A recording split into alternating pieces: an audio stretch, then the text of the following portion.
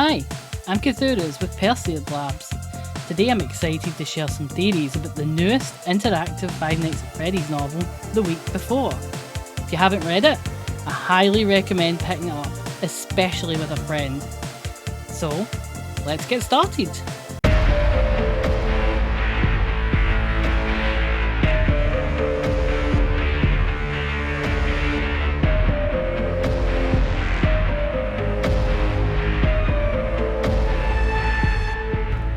In The Week Before, we play as Ralph, a soon-to-be ex-employee of Freddy Fazbear's and a single father facing his last 5 nights on the night shift with increasingly hostile animatronics. Ralph uncovers secrets, strange recordings and unsettling details about Freddy's as he goes through his week. Since this is a choose-your-own-adventure style book, making the wrong decisions can lead to deadly outcomes.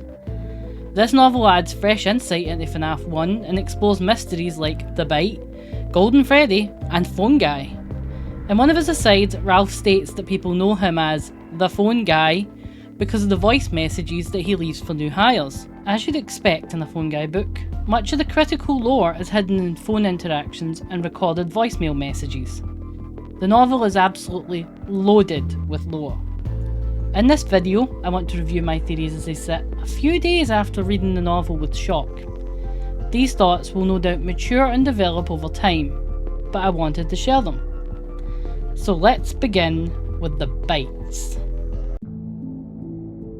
When Ralph is trapped in the security office at the end of his 5th night, we're given 2 significant numerical options to test on the phone, 1983 and 1987.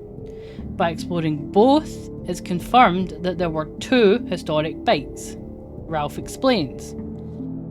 It was known as the Big Bite until it happened again 4 years later. Kind of like how World War I was just the Great War until another one came along. The 1983 recording matches the bite in FNAF 4, including the crying boy and Mike harshly pushing him towards the bear. The revelation here is that there's another, previously unknown witness to this moment.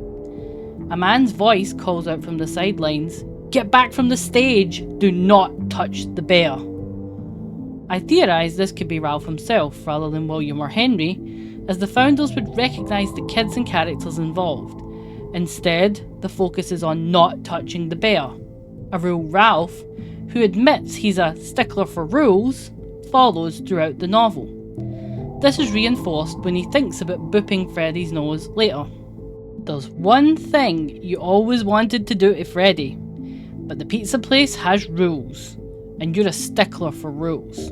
You even wrote some of them. Number 6, don't touch Freddy. Ralph wrote the rule about not touching Freddy.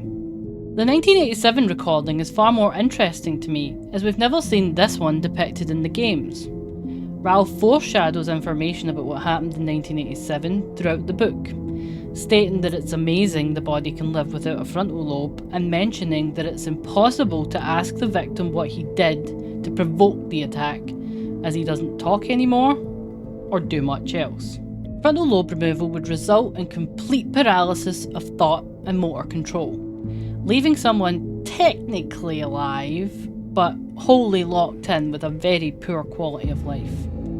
This is worth bearing in mind when thinking about candidates for the incident. Ralph recalls being known for a video training guide saying, "You can't spell team without M and E," a phrase his teammates morbidly alter to, "You can't spell team without MEAT" after the bite.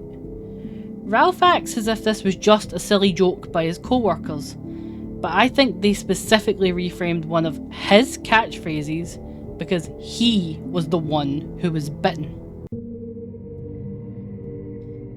I believe Ralph was the victim of the bite of 1987 and that the book supports this. One significant indicator that something is off is the fragmented and dreamlike nature of the setting, full of false memories and false endings, where time seems to have no real bearing on him. He can die repeatedly and yet persist. I think Ralph lingers at the pizzeria, determined to ensure his daughter is safe. When Ralph dials 1987 on the security office phone, he hears a recording of his own voice leaving a message, which we also hear in the game during Night 5 of FNAF 1. Thematically, there are countless nods to head injuries throughout the story. Ralph sees Cupcake with a big bite out of the top of it, exposing electronics inside its rubbery outer layer, and Bonnie's head falls off completely, needing to be reattached by hand. There's even a scene where Ralph vividly remembers Capelia drawing a picture of him without his head and saying he was resting. Biting runs through the story thematically too. Ralph warns Capelia specifically not to bite down on the gifts he gives her, like the coin, the ring and the cupcake. Many game overs throughout the story are caused by significant head injuries inflicted by the animatronics, with there even being a scene where Ralph worries about his frontal lobe as Freddy leans in to bite him. Ralph is very isolated within the story, and he never actually encounters other humans within the pizzeria, something that he chalks up to his late shift. However, I'd argue that the things we see at night at the location imply there isn't a day shift at all. And even when she's mortally wounded, Ralph never sees the journalist alive. Ralph's only friend is Dave the technician, whom he occasionally calls for help after obtaining the mobile phone. Dave's fascinating because this is the name William Afton uses in The Silver Eyes, and the attitude of Dave in this story seems to line up perfectly with Dave from the trilogy. This seems plausible to me as William often poses as a friend to the spirits he seeks to control or manipulate. At the time of FNAF 1, William is likely trapped in the safe room in the Spring Bonnie suit, waiting to return the spring trap, and the idea of Ralph calling his spirit and annoying him in the middle of the night is pretty hilarious to me.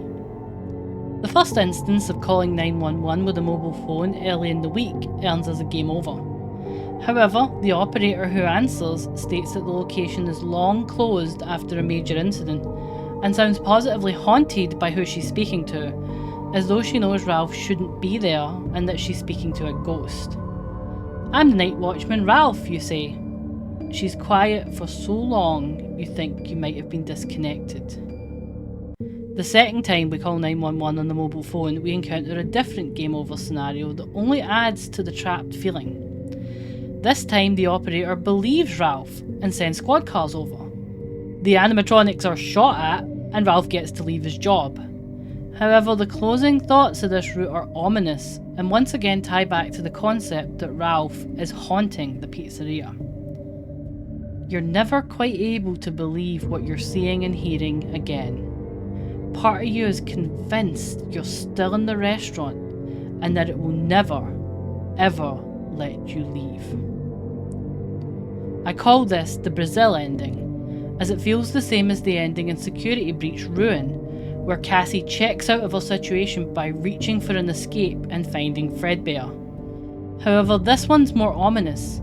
The wording of the promise that the pizzeria will never ever let him leave echoes the words of the one you should not have killed from Ultimate Custom Night, who speaks through Nedbear and says, "This is how it feels, and you get to experience it over and over and over again forever.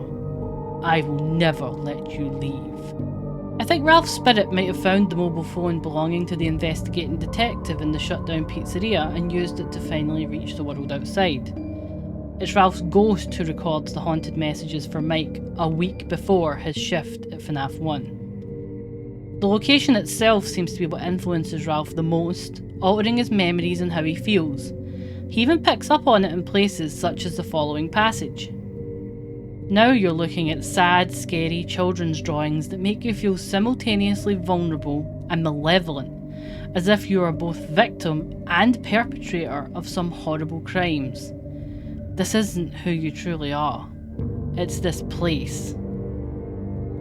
In the secret ending of Night 6, Ralph wonders why the animatronics ignore him and muses, maybe because they figure I'm already dead. And I think he might be. Ralph can experience 4 primary endings. One of them, denoted by a question mark at the end of the words "the end," leads to him escaping the location and finishing his shift. However, this doesn't feel right, He feels like he might have some unfinished business left at the location. He ends this route by thinking he's not done with the animatronics and they are not done with him. "The worst thing I've done is lived," he says, feeling like he shouldn't have walked away. The next ending is what appears to be the end of Ralph's body, with him hopelessly trapped and the animatronics ready to break in on him. Ralph mentions that his interactions with the animatronics have changed them in some way and made them more aggressive. When they break in, the phone goes dead. However, unlike all the other bad ends in the story, we don't see what happens to Ralph. Instead, we find ourselves in his head afterwards, where he's trapped in a suit, startled that he's somehow still alive in the repair shop behind the stage. He smells something awful and realises it's me. Despite being aware he can't move at all and realises that all he can do is wait. This ending is very, very strange. It implies that Ralph's final resting place was inside a spare suit, though we never definitively see which one. It appears to be a Freddy. In the next ending, Ralph unlocks all the key items, but never moves on to a 6th night of overtime. There's an implication that in this ending he can't keep Coppelia safe from the impending harm coming her way. Though it isn't officially an ending, if we cheat in our playthrough of the book and claim to have a master key to Party Room 2 when one doesn't exist in the story, we crash the book and the game having stepped outside the meta context of the story. We also receive a strange poem. "A master key is not in this game. You are the one who must live with your shame. You know what they say, cheaters don't win, but those who might try make the purple man grin." It's of note that a question mark follows the word live, implying a knowing meta uncertainty in the state of the protagonist. On this page we gain access to any of the other nights we might want to visit, but the 6th still remains beyond us. Only Ralph, armed with all of the requisite items, can access the 6th night. The final ending is a secret starred one, unlockable only on night 6. Ralph randomly turns on a slow night-ending song on the stage while Golden Freddy looks on. The animatronics return one by one and go to sleep. This task accomplished, Golden Freddy puts his hands on either side of Ralph's head, and he's overwhelmed by the wild, angry sound of "it's me" that hits him like a wall. However, under the onslaught, he hears a soft woman's voice gently say, "It's me. Thank you. You did it. She'll be alright now. She's safe." This confirmation shifts the onslaught of text from "it's me" to "she's safe." "She's safe" is Ralph's last thought as he smiles and finally goes to sleep. I think it's more than a sleep. I think at this point he finally lets go and departs, moving on from his endless night watch and nightmare at Freddy's, finally able to rest. I think this is the ending where we see his spirit at peace, and it's the true end of his journey at Freddy's. Between shifts, Ralph returns home and gets to spend time with his daughter. However, Coppelia seems to know on some level that Ralph is on a path towards leaving her, and requests to stay home from school to spend more time with him when she can. Scott carefully chooses names, and Coppelia's is unusual.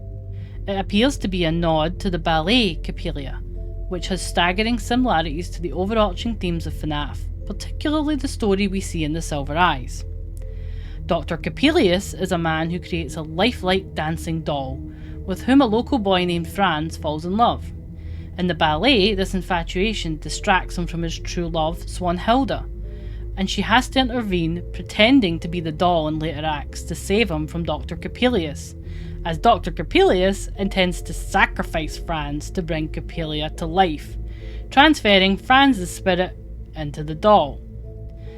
This theme of animation at the cost of life runs through FNAF and the concept of Remnant, which William is obsessed with. I don't need to go into too much detail about the similarities between a lifelike doll and Henry's Ella doll, which animates Charlie in the trilogy. Coppelia seems to be more than she first appears, and seems to have knowledge beyond the bounds of what she should. I still don't know what I think of this name connection, as there are many distinct parallels between William and Henry and Ralph's stories in this novel. I think it's one of those things that I need a little more time to sort through my thoughts on. In the same thread of connections between this story and Henry and William's story, several key items are found along the way that are needed to reach the starred ending of the novel and Night 6. These items remind me of those from the Into the Pit game, used to discover the secret photograph and unlock the final ending. It's worth mentioning that these objects feel supernatural and often irrational. It doesn't make sense that a visiting reporter to Freddy's would hide all these items around the location, culminating in a cryptic hint to her own voicemail code. I think something else more odd is at play. I'll go through the items in the order that we find them. The first item is an old security ID, hidden behind a poster and uncovered when Ralph honks Freddy's nose. The name and face on the badge are scratched out. This immediately brings to mind the unused photograph from Into the Pit, where William and Henry's faces are ferociously scratched out. This is our first connection between this item and the two men, other than the fact the ID card is very old. We use this card to access Party Room 2 by jimmying open the locked door and find a Fazbear Zippo lighter under one of the party hats. Henry burns down the entire pizzeria in FNAF 6, and is one of the first figures I think of when thinking of a lighter as a result. Ralph uses the lighter to light the candle in the cupcake that he finds in the kitchen, which in turn seems to mesmerise Chica. What follows is an incredibly sad and sweet moment where Ralph sings Happy Birthday to Chica, remembering in the process that her real name is Susie. Chica responds poorly to this instant, smashing the cupcake and leaving. But in the wrapper, Ralph finds a gold wedding ring, presumably lost by the baker who made the batter. Henry was the one who created Cupcake, as we see him discussing this with Charlie in the Silver Eyes. Again, this scene feels a little strange. There's no reason why a single pristine cupcake would sit in the kitchen in Ralph's closed down pizzeria. The fact the ring he finds is real gold is also a potential connection between Remnant and Golden Freddy, who are both remarkably golden. The ring being a wedding band is of note, as to me we never hear about Coppelia's mother at all, short of her assuming at one point they're going to give her a call, and Ralph immediately correcting her that no, they're going to call the journalist's mother. Ralph doesn't seem to hold fond memories or even any memories of his partner, which makes me think this ring represents someone else's partnership instead. The only real time we hear about a ring in the canon is Vlad and Clara, where Clara is given a ring by Vlad that he found in a kid's meal. At the end of the show, Clara sets their house on fire. We believe this entire show is a metaphor for William and Henry's tumultuous relationship and constant bickering over their creations. Using the gold ring, Ralph balances the right scale in Foxy's Cove, earning himself a prize ticket dated back to Fredbear's family diner and stained with blood, but with a more recent note of a number scrawled on the back. 2014 is a code for a voicemail, but I think it also represents the date FNAF 1 takes place. Many timelines have been far overthinking the game timeline placements. I think the accurate date of FNAF 1 is aligned quite comfortably with its release. This ticket earns us a prize, indirectly leading to the discovery of the final bonus item of the whole novel. The ticket itself is interesting to me as it dates back to Fredbear's, which is clearly linked to William and Henry's history. It's a ticket for a prize that went unclaimed there. The big ticket prizes for prize counter are found in the bedroom of FNAF 4, implying that the crying child was talented at earning these. Was this one of his tokens, never claimed after the big bite, and kept by someone as a memento? This ticket unlocks the voicemail on the phone at the end of Night 5, revealing a message from a reporter reaching out to Ralph. Bronwin reaches out to him mentioning that everyone is in danger, especially Coppelia, as the animatronics are planning to leave the location. She states she is dying of her wounds at Bonnie's hands and prompts Ralph to come back for another night. Ralph has another memory lapse and finds himself with his daughter, who urges him strongly not to return, but he disregards this and does. Back at the location, he finds an old, heavily decomposed body inside the Freddy suit from backstage, with the head on backwards. This appears to be the reporter, as he sees her name tag when he removes her head. This scene is anachronistic, as it was only a few nights prior that Ralph was cleaning up the blood in the party room the journalist said was hers. He takes her mobile phone as she requests and obtains the main bonus item of the novel. This scene is incredibly strange, as in one of his game overs, Ralph is the one who wakes in the same backstage area, trapped in a suit.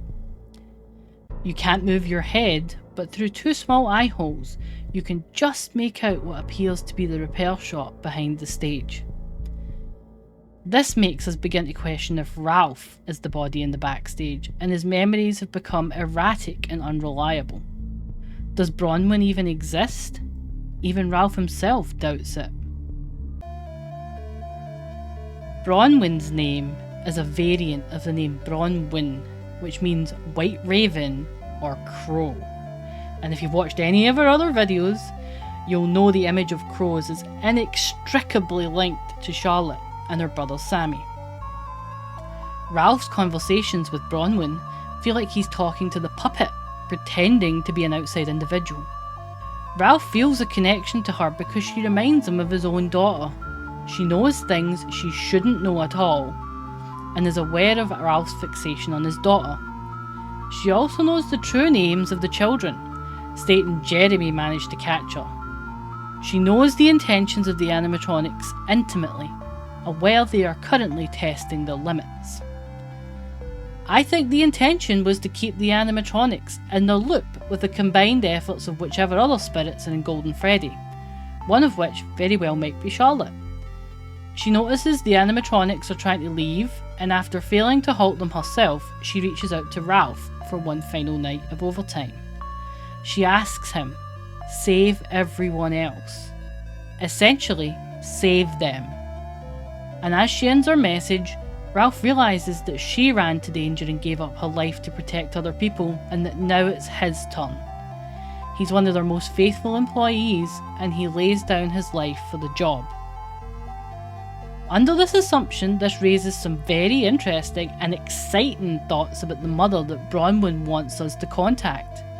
If this was Charlotte Emily, then she'd be asking us to reach out to one of the most unknown characters in the entire series, her mother. This found mobile phone and associated scene unlocks a whole new perspective on the novel, but to use it, we must repeat the entire week as if we are caught in a loop. Ralph is likely stuck in a loop, just like the animatronics.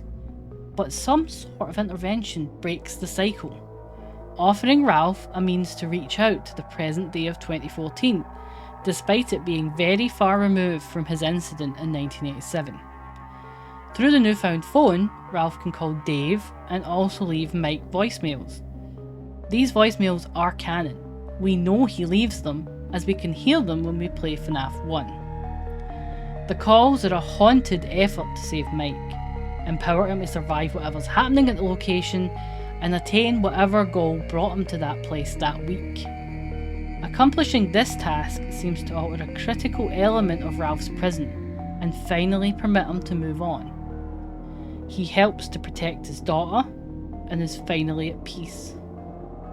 However, it's also worth noting that although Ralph is caught in a loop, he is completely unaware of this. If we begin the nights again, he doesn't remember anything that happened, and even with the bonus item, he reacts to his mobile phone as if it's something that he's always had. Golden Freddy and the phrase, "It's me," are repeated throughout the story, often during pivotal moments like when Ralph tries to escape or interacts with key items. The first time we encounter the phrase, it's tied to the Employee of the Month pen that we find in a bathroom stall. This pen's screwdriver appears only to be known to Dave, who mentions it cryptically in a call at one point. The words in this are scrawled all over the stall. The rest of the times vary, but are most often connected to calls Ralph makes using his phone he received from Bronwin. For instance, he tries calling backstage, only for a voice to answer and snarl, "It's me." If we question it, Ralph is infested with an intense and racking laughter, that takes him over and results in him being dragged backstage to be stuffed into a suit himself. Bronwin's final call is also interrupted by what seems like one of the other spirits, as our voice is puppeted and used to say, "It's me," to Ralph before hanging up. When Ralph tries to use the mobile phone to call Coppelia, he's also interrupted by the voice which once again states, "It's me," and hangs up. Ralph encounters the entity and phrase in his game overs too, where it feels like something is also halting him from getting too far in his attempts to leave. When he dozes off, he sees it on a sign at Pirate's Cove as Foxy comes for him, and he hears it just before Freddy kills him in response to him asking who the children even are. He thinks it to himself when he's trapped in the suit, helpless and forced only to wait forever.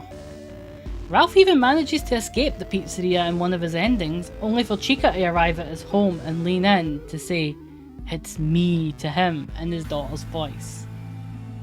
The most potent scene for me where the statement is uttered is when Ralph hides under a table, only to have a nightmare where someone staggers into the room wearing the spare Freddy suit, but everything about him is wrong and sinister.